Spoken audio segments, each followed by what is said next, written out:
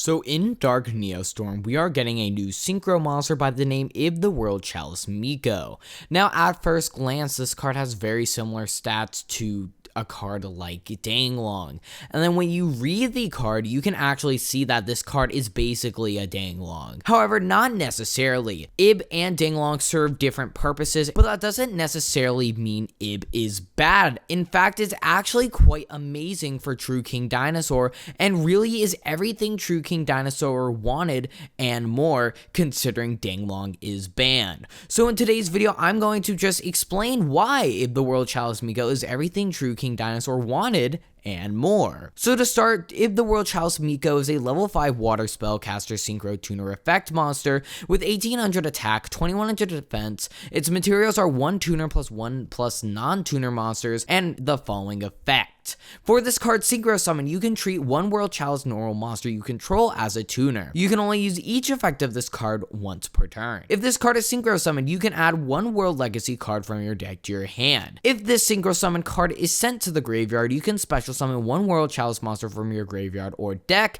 except Ib the World Chalice Miko. So by reading this effect, it is literally the exact same thing as Danglong, if not more generic. So to start, it's a level 5 synchro tuner. That's literally what Danglong is. It searches on summon, again, Danglong. It floats into another monster when it's sent from the field to the graveyard, which technically isn't as generic as something like Danglong, but at the same time, it doesn't really necessarily matter that much unless your opponent has like a Dark Law or a Macro Cosmos on the field. It can't technically foolish a World Chalice or World Legacy from deck, which I think if it did that, this card would be even more ridiculous. But however, that doesn't really necessarily impact how good this card is. If anything, even though it would be better with that effect, it doesn't really mean this card's bad. So this card has quite a lot of applications considering how versatile it is. First off, this card is able to be used with the normal World Chalice monsters. If it wasn't, this card would make no sense to be a World Chalice monster, and I feel this was very important for this archetype.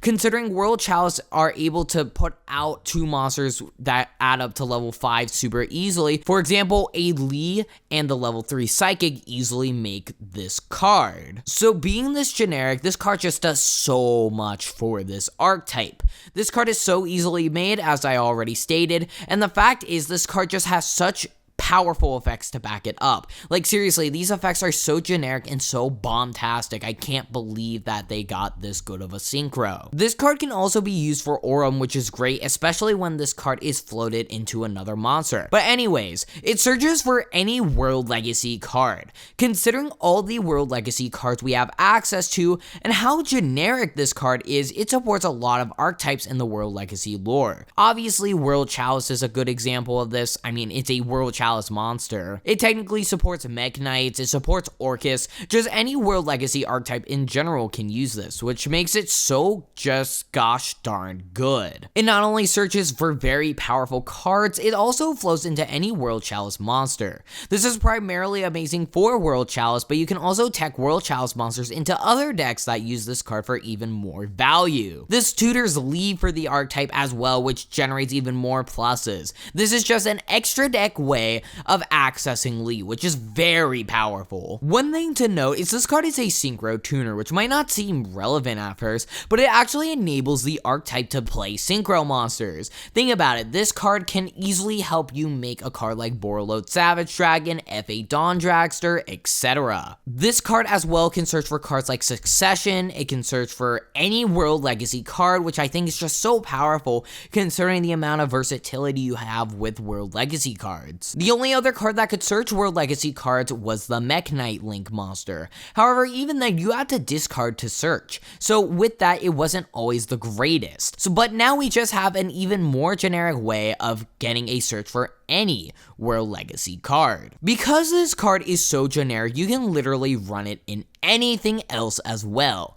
This card can be, for example, ran as like a Ib the World Chalice Miko turbo deck, I guess, because there are so many ways to turbo out level 5 synchros. But the main thing I want to stress is the big synergy this card has with True King Dinos. This card is absolutely ridiculous for that strategy, making Calamity so easy to make. Think about it, this deck will super easily be able to turbo out Calamities plus a Coatlis. But anyways, a card I haven't necessarily talked about that much yet is Burgeoning. Especially I haven't made a specific video on this card, and I just haven't gotten around to making a video on this card, but here is my opportunity to do that. So Burgeoning is very powerful because it's a World Legacy card and its effect is just so ridiculous. It's a quick play spell with the following effect. Activate one of these effects. Special summon one level 9 monster from your hand or target one level 9 monster you control. Special summon from your deck 2 level 9 monsters with different names, original attributes, and types as that monsters.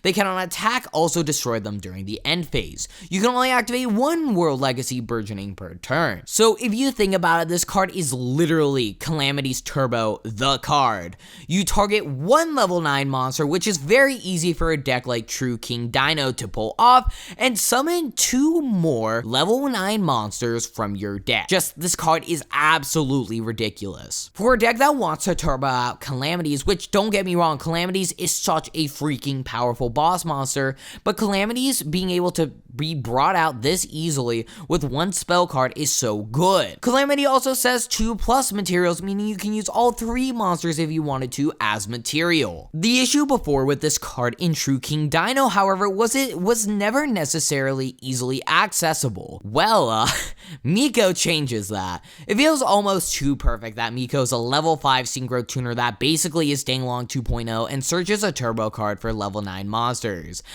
I'm really starting to feel like it wasn't a coincidence that all of these new World Legacy cards came out in this set, considering True King Dinos are a deck. But I digress. The reason why this deck can so easily access Miko is the same reason why it was so easy to access Danglong. That reason being Overraptor.